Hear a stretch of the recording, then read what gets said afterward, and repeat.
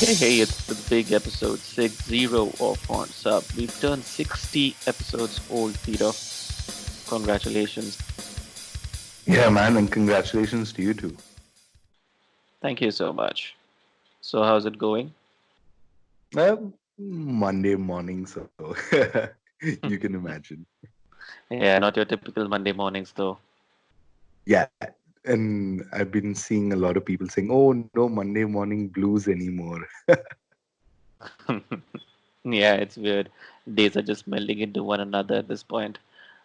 But Yeah, like what's really weird is, I'm actually beginning to get used to this. unfortunately, that's true. I mean, like the other day, I kind of lost track whether it was a weekday or a weekend. But getting used to this, I hope not too used to it. Yeah, yeah. Oh well, let's see what the future holds for us. But the immediate future, which is this very episode, holds for us this lovely little band from Copenhagen in Denmark called Konvent. Yeah, man, they were really cool to chat with. So how did you chance upon them first? Uh, I think it was through their label, Napalm Records, sent me an email. Um, and this was, I think, in the press leading up to the album release in Jan. So that's how I kind of came across them.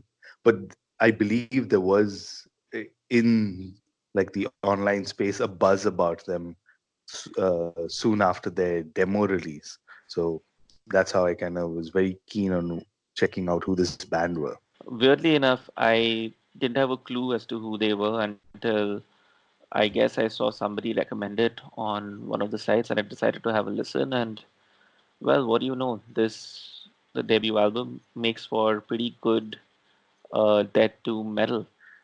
Yeah, man. And, I must add what I really like is they aren't, tagged as an all female band or like fully up in your face with all that promotion. It just, the music stands for itself. And that's what I really enjoyed. Yes, absolutely.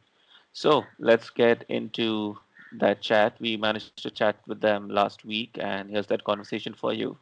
Here are Heidi and Rika from Convent.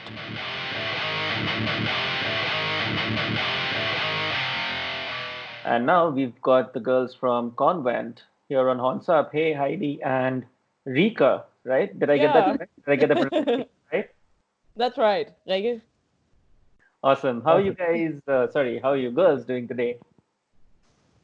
Uh, we're good. I'm good. I'm still at my mom's house up in the countryside and just working from home and watching Netflix and yeah, really not doing anything at all for a very long time because of the quarantine.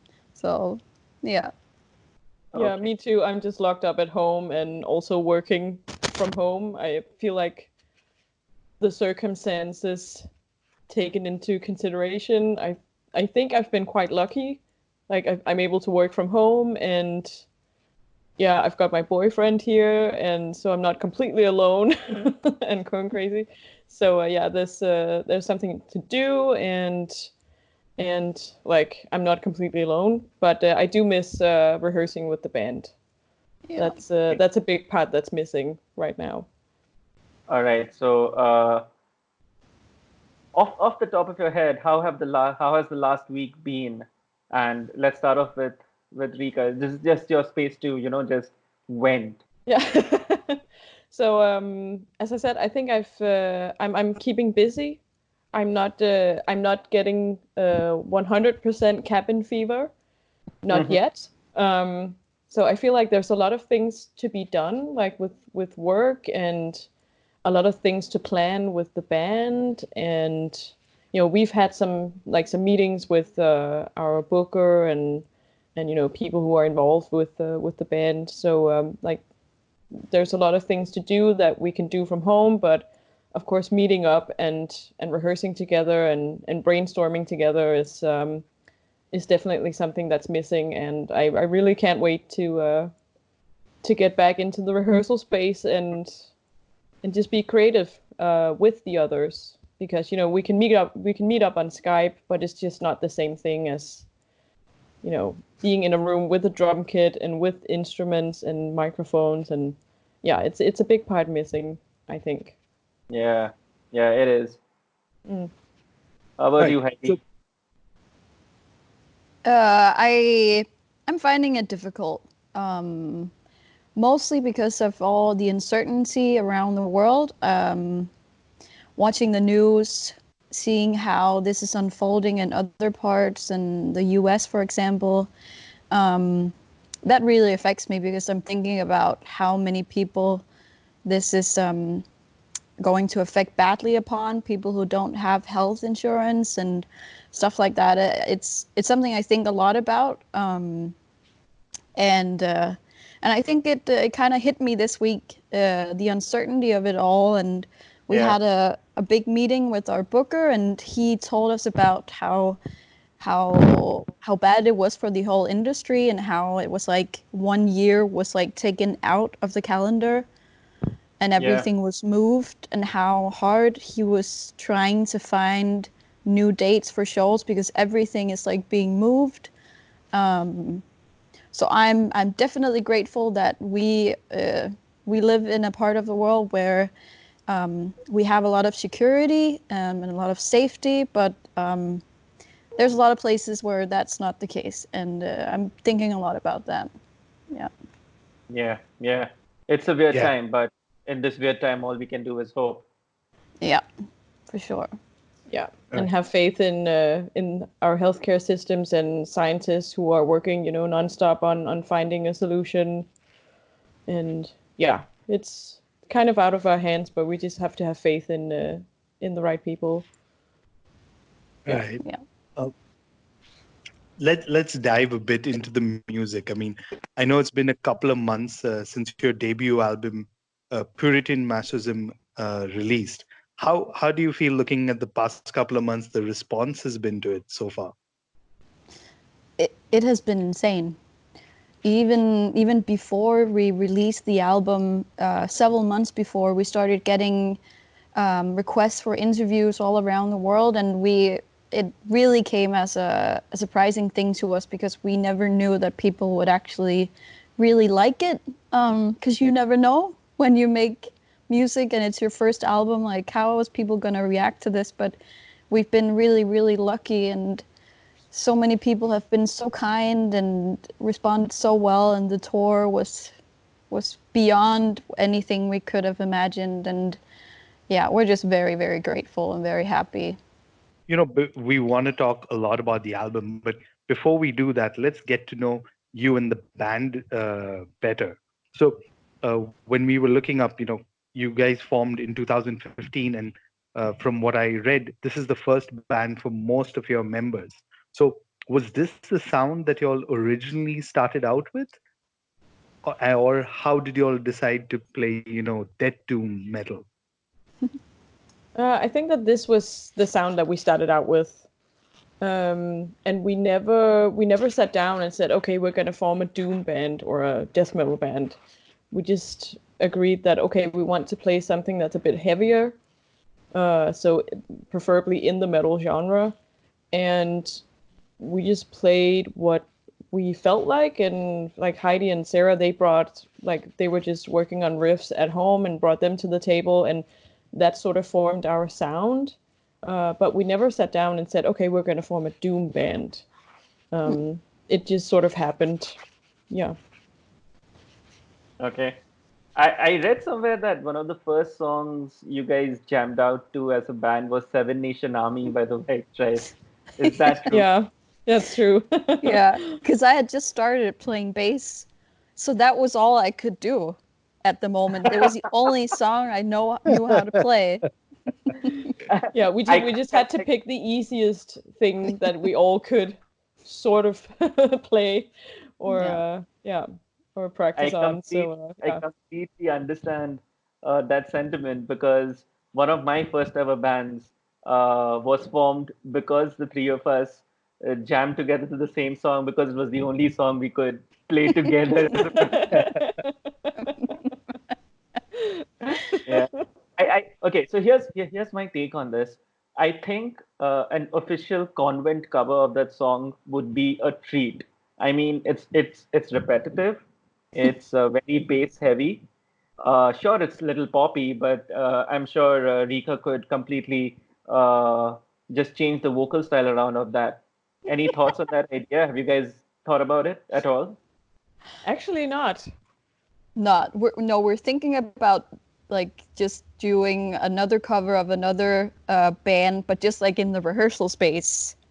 Okay. Yeah, but at maybe the it could moment. be maybe we could see it as like a challenge for ourselves in these quarantine times.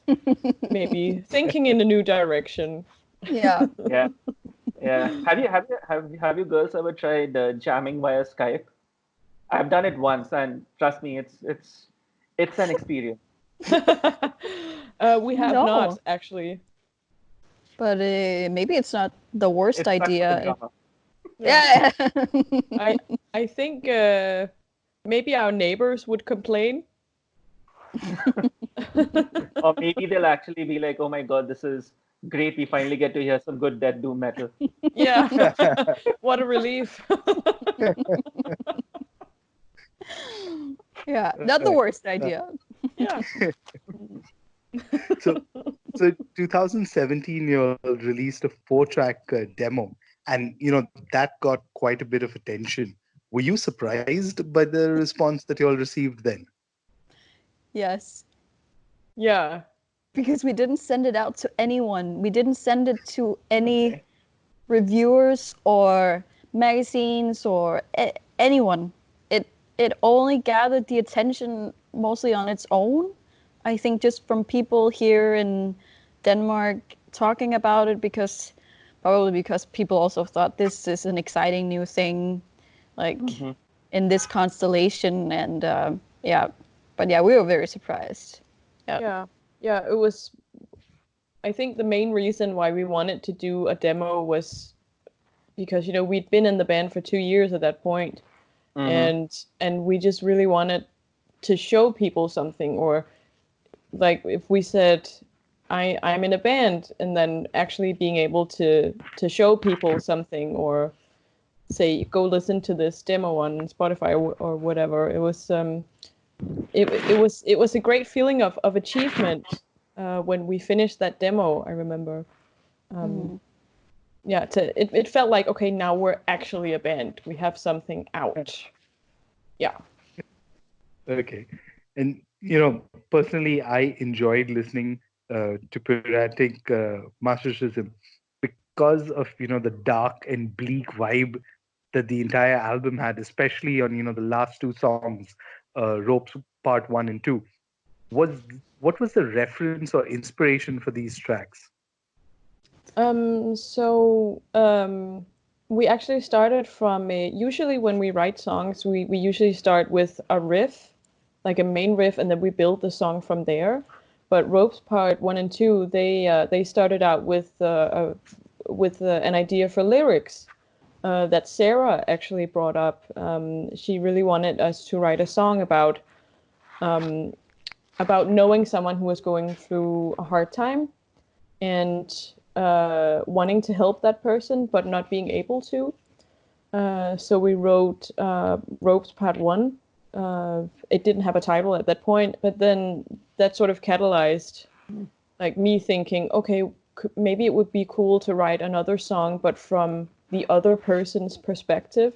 So from the person who's feeling bad, and having that, knowing that they have this friend or whatever who wants to help them, but you're unable to receive that help. So yeah, it ended up being these two songs working together, or sort of being the same story but told from two different perspectives. So yeah, they were actually based around the lyrics, or the idea for the lyrics. Yeah, But so another yeah, they are quite bleak. and another fun thing is that we actually those songs were the last songs that were written for the album. They were done like the day before we started recording. They were completely done. So we were completely stressed, and usually I don't think we would have thought that we could work this well under so much stress, but for some reason it just worked, and we made these songs. And Ropes Part 2 is my favorite song of the album, so I think it came out really well. Yeah, mine too. Yeah. Yeah. Okay, cool. Around the time of release, the band or Konvent, you guys released a statement which said, and there's a part of it that I like to quote. It said, the lyrics are inspired by the fight of regaining control when surrounded by chaos of different forms, which everyone may be affected by at some point in your life. Hearing what you just said about Row Part 1 and Part 2, can you tell us a little bit more about what this particular statement meant? I mean, it kind of corroborates what you guys just talked about, but can you elaborate on that in the perspective of the whole album itself? Yeah. So first of all, losing control of your life and trying to regain that control, that is for me just life. Like Okay. you can never have 100% control over what's going on or how you're feeling. You can plan a lot of things and you can want a lot of things and you can be ambitious and have all these goals, but you never know when like a coronavirus is going to happen. Exactly. Yep. I was just gonna say. Yeah, or if you can never predict like your mental state of mind. Like you can have so many plans made out and have it all together, and suddenly you can be hit by depression or cancer or like something very serious. Or you can have your heart broken, or yeah, it's like life is just chaos, and I don't know why we've had this idea imprinted in ourselves that we have to be in control all the time. And maybe that's why you end up starting a doom metal band to sort of try and let go and experience some chaos and being in it. And yeah. Okay. So to continue on that thought, let me ask you this. So that being said, what makes your music, which is dead doom or heavy metal, extreme metal to a point, the ideal vehicle to spread these lyrical messages? Because a lot of people don't really listen to metal for the lyrics. Yeah. I don't know. I think that a lot of people who listen to metal music, but also I think electronic music or EDM music. I think that a lot of people listen to these kinds of music to sort of give in to a sort of chaos, or to feel like the inner chaos is reflected in the music. So in a way that makes you feel understood. Like you're listening to people who created this chaotic or heavy or dark music, and then you can think, wow, someone is going through the same thing, or I don't feel so alone in these like with the worries that I'm going through and having every day. So I think that a lot of people use these types of music to kind of feel understood. Or if you're angry about something, or someone, you can put on, I don't know, a Slayer album and really feel the aggression and the anger, and then you're like, when the album stops, you're like, oh, I feel so much better because like I felt that anger in the music, and it's like, okay, other people are angry as well, and yeah, I don't know, it makes life easier, I think, listening to extreme music. It does. And I think that's also why maybe we decided to do this kind of music indirectly, because we also use these metal genres to express ourselves. And when we listen to music, like you said, Rikke, that we kind of get this like allowance to feel the way we do. It can be difficult to handle your emotions sometimes, and just hearing another band interpreting your emotions, that just makes a big difference for you if you're dealing with something, or if you just have a bad day. It doesn't have to be anything big. Yeah, it can be very therapeutical. And that's why music is awesome. Yeah. Yep. So in another interview, while I was doing my research, I read that interestingly on the track Trust, while recording, you had almost till the end a sitar. So, Yeah. so, so just brings me to my question, which is, while y'all are in the recording process, do y'all go with all the music, demoed and then taken into the studio, and or is there, room for experimentation like y'all did with the sitar? Yeah. With this recording, we didn't record any demo of the songs before. We only like taped it in the rehearsal space on our phones just to be able to listen to it afterwards. But so we just came into the recording studio with our producer and just had these songs finished and just started recording them live. And we are very open towards ideas. And we had 2 weeks in the studio, so we also had a good amount of time to play with different kinds of stuff. And our producer is really cool and really open as well, really extremely nerdy, which is a really good thing when you're producing music, that you really delve into like these small different kinds of things. And we had talked about for some time that Sarah should maybe record some of Trust on like an acoustic guitar, maybe with 12 strings instead of 6. And then I think it was Lasse who said, well, I have a friend who have this old sitar. Okay. Maybe that could be an idea, that he came down one day and taught Sarah. So he came down with it one day in the studio, and he taught her how to play. And we have pictures of that in videos because it's the most funny thing to see her sit with that instrument. And we recorded it. So it was actually on the song up until the very, very last mix. Okay. It was, yeah. So we had it for a long time in the mix of the song, and then just in the end decided, no, this is too weird. But it didn't sound bad. No, sorry to interrupt. Okay. So I was very pro the sitar. I thought it was such a cool element, and I really thought that it could give the listener a feeling of what the fuck just happened, or like just completely mess up the listener. And it sounded cool, and so I was very pro. But in the end, we sort of decided that, okay, well, it doesn't really have any relation to the lyrics or to the song otherwise. So, but if it had like a relationship to the lyrics, if I don't know, if we were singing about something that had something to do with the sitar or that sort of cultural element, then maybe it would have made more sense. But since we didn't have that, then yeah, we decided to let it go. Yeah, unfortunately, Yeah. I thought it was a cool idea. Years down the line, maybe a decade or so later, when people are haranguing you for, bonus content or something, I'm sure you would have those mixes ready. Yeah, Hey, that could be remember the cool. sitar we talked about? Yeah, Here it is. time to bring it out.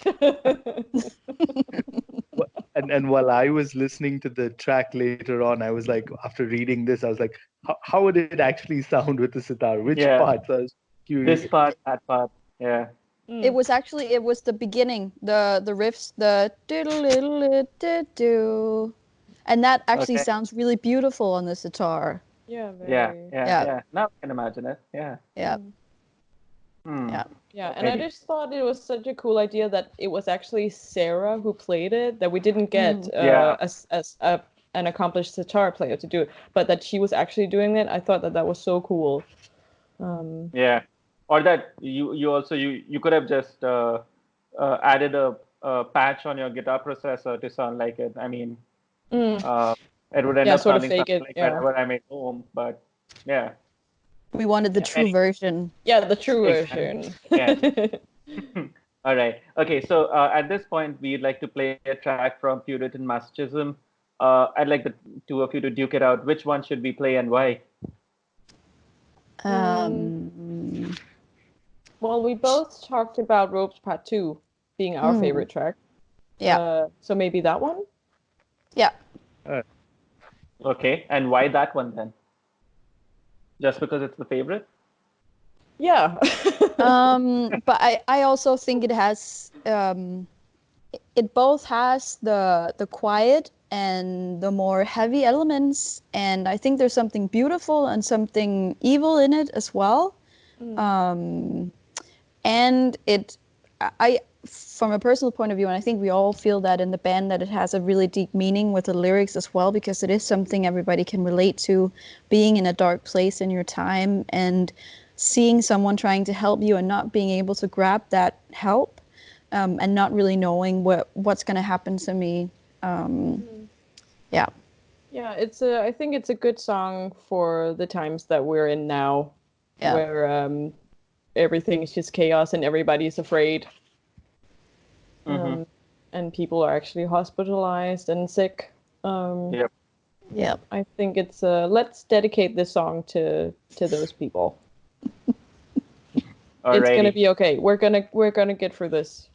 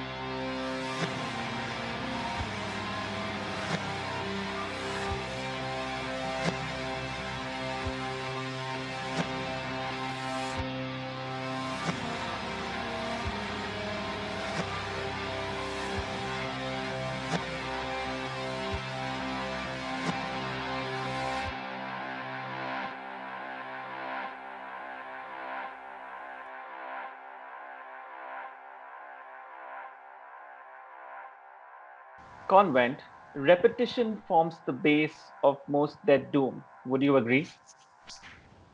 Yeah, in Yeah? some way or Yes. another, I would agree. Yeah. Okay, cool. Now, people say that most art is a huge reflection of the artists themselves. So here's a slightly left field question. Are the both of you and the others in the band creatures of habit or repetition, or is there a lot of spontaneity? Mm, Um, I I think. Oh. go ahead. Go ahead. I think I think all people are some way creatures of habits, but I think it's very different how you approach it. If you try to do something else, if you try and break out of that, if you want to be different or do something else, and it's also one of the subjects that we talk about on the song Puritan Masochism on the album as well, because so many people do what they think everybody should do.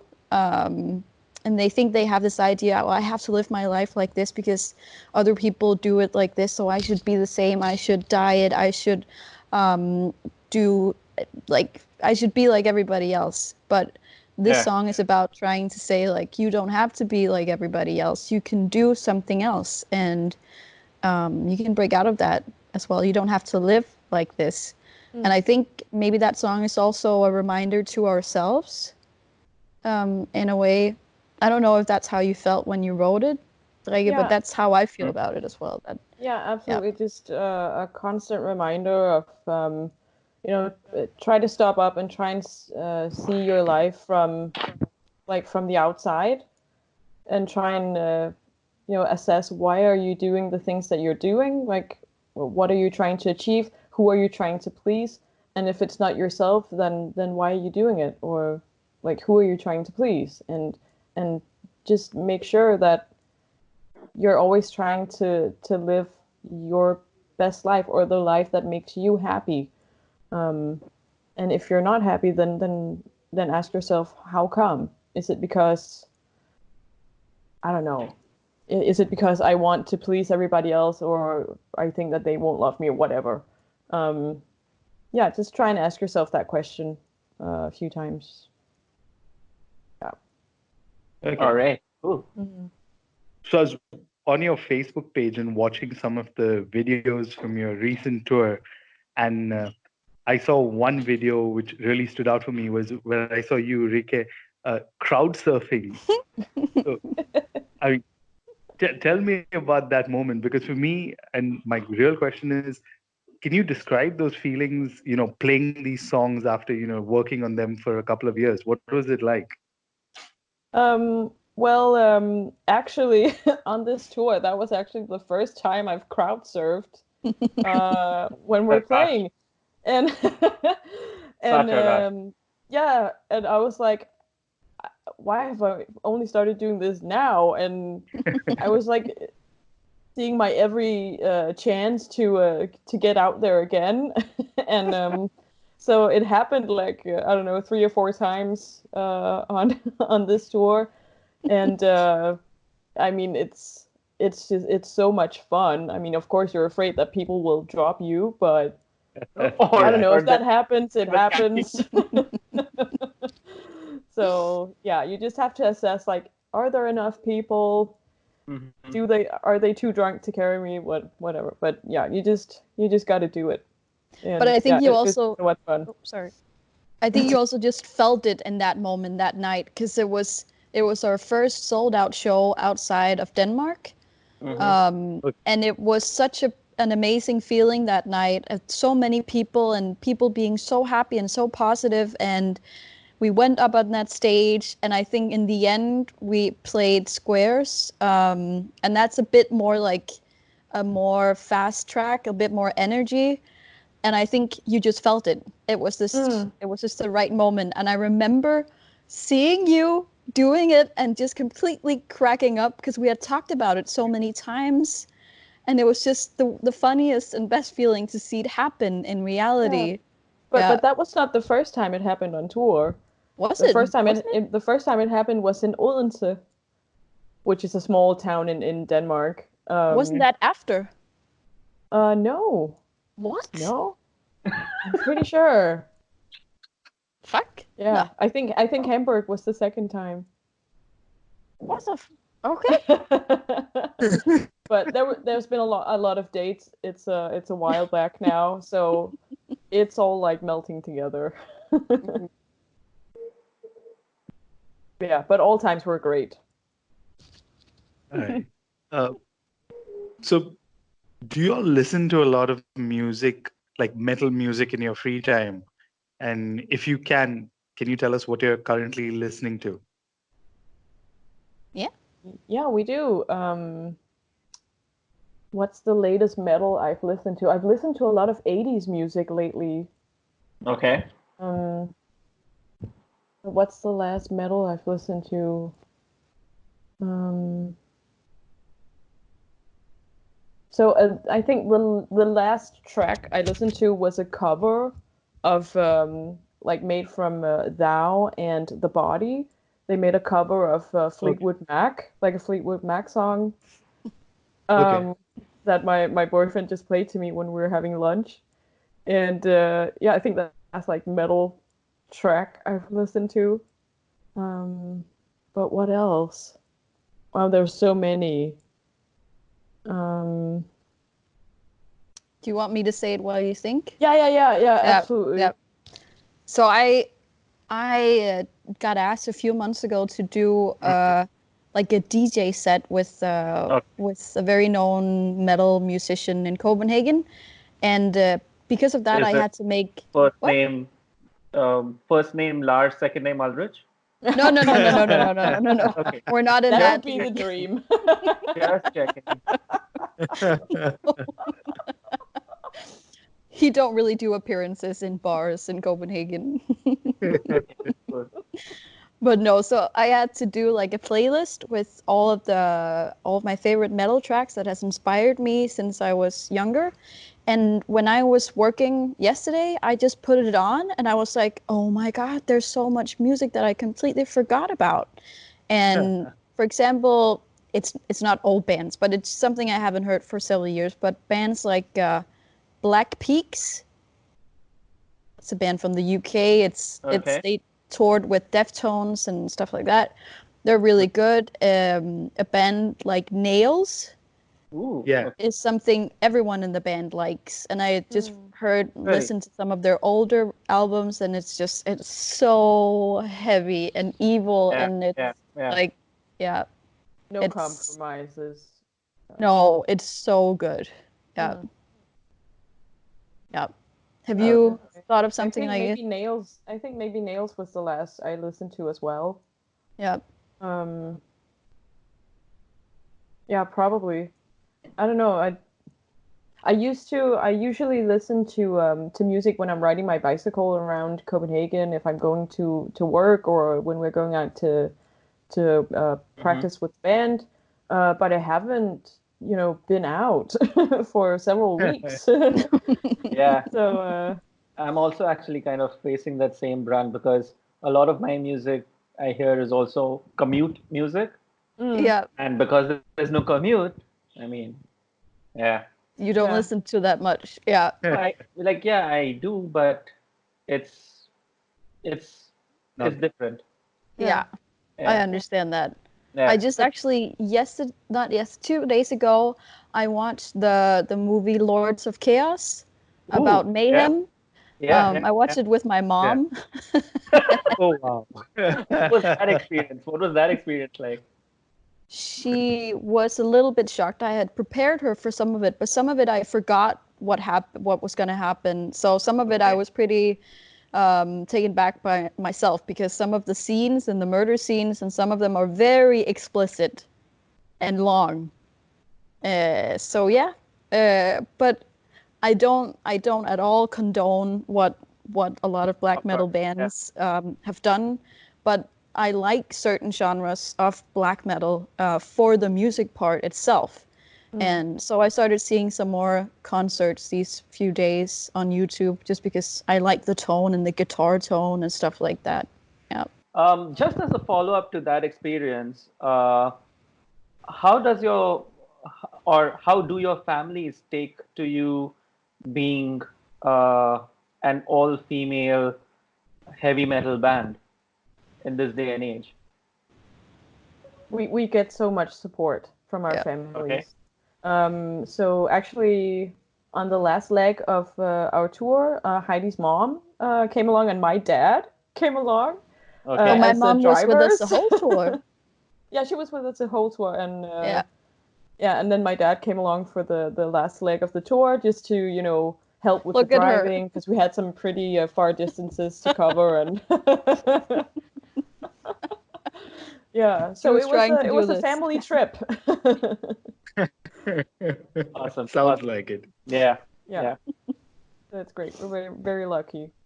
Yeah. Cool. Okay. So, Animesh kind of touched upon this earlier, but, currently we're seeing a lot of bands and artists do virtual concerts on various platforms. Uh, do you think this is a fad that we're facing during this phase, or will this become a mainstay in the coming months or years? Or just after this entire crisis is over, Mm. hopefully. I think that a lot of the bands that have done it probably also wanted to do it because they got a lot of concerts canceled. So they couldn't reach out. We were quite lucky because we got to do the tour before all of this happened. And I think if we hadn't been able to do that, if we had gotten faced with this as well, we could have probably thought about doing it too. Because it's also a means of getting people to see your show and maybe going in and buying merch and supporting you. So I Yeah. think also, of course, they probably want to create content and make their fans happy, but I think it's also a big support opportunity. So I don't know if it's going to be this normal to do afterwards, but of course, every time a big disease happen worldwide, you change somehow in the way you do things afterwards. It can never be the same as before a big pandemic. So it's going to be interesting to see what kind of shifts there's going to be in the music business if people are going to use online shows more, but I can't tell whether it's going to happen or not. Okay, so Rita and Heidi, we've kept you long. We've kept you here for more than an allotted time as such. So let me cut to the chase. Here's the final question, and I'm sure both of you, or in fact the band, gets asked this a lot. Um, has it always been your intention for Convent to be an all-female band? No, no, never. I don't know Okay. if you want to answer that, Heidi. Yeah. When I started wanting to play in a band, none of the guys I knew wanted to play with me. So it was actually accidental that the people around me that wanted to start a band was girls. And it was actually something we also talked about in the beginning because we didn't want to be perceived as, oh, they just doing this for some PR stunt and they're gonna attract a lot of attention because they're girls. But it's not always an advantage. It can also be the other way around. So we definitely didn't do it because of that. But yeah, I like it that we're girls. Yeah, yeah, me too. Yeah. Yeah, so far it's been cool. Yeah. Yeah, yeah, I totally get that. And at this moment in time, it's obvious that all of you are clicking. There's a great vibe that all of you share. So hopefully that doesn't change. I mean, going out on tours, etc. You've obviously seen a lot of different bands dealing with their own shit. Is it better to have people who can actually understand you from each and every facet of your personality as such? Because most guys, like, really speaking, can't do that.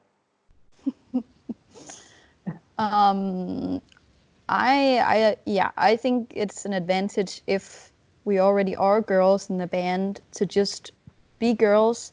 I wouldn't mind having a guy in the band if one of us suddenly decided to not want to do this anymore and we couldn't find a girl, then it would be a guy. But there is some type of dynamic Yeah, that you would lose because we know each other so well. We know how it feels to have pains because of periods, or like talking about guys. And we always get told that we are, I don't know what this word is in English. Rikke, how Like do you say stolla in English? like our producer, he told us that we're the most bro band he's ever worked with. Wait, one So- second. What is Stala? Pardon? What is Pardon? Stala? Stolla? Yeah, That's That's like the Danish word. That's someone who's like very like they talk about everything. Like all they right. talk about everything. Okay, and they yeah. not a gentleman. No. Yeah. Yeah. Okay, And cool. apparently we're worse than a lot of guy bands that our producers work with, but Yeah. What do you Okay, do? so a bro band in that sense.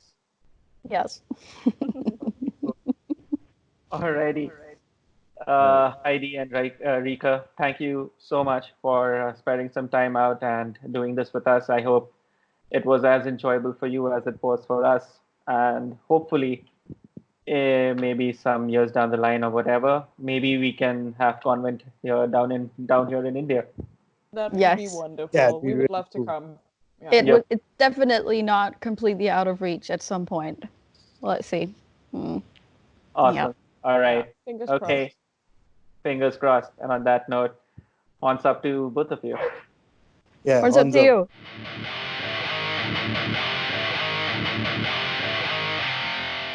So that was Convent, and yes, if all of you haven't realized it yet, and I'm pretty sure none of you have, because as we keep joking, this podcast only has two listeners, that's Peter and me, and maybe a third somewhere.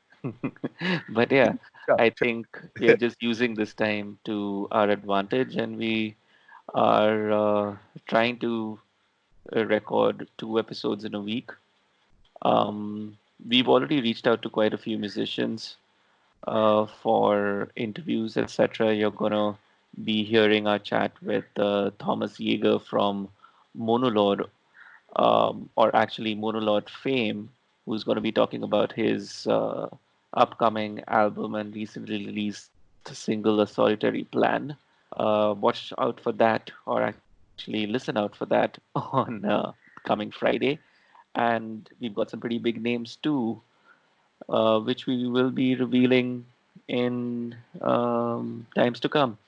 But yeah, Yeah, trying to keep ourselves a bit busy, trying to keep ourselves a bit productive, but always trying to keep ourselves metal. true that. That's all the time that we have on Horns Up this week. Reach out to us. You know, the offer's still on, the offer's still open. If you guys want to talk metal, be it anything, reach out to us. We're at hornsuppod.com. I'm at Aswani. Peter's at. Trend Crusher. Until next time, horns up. On up, guys.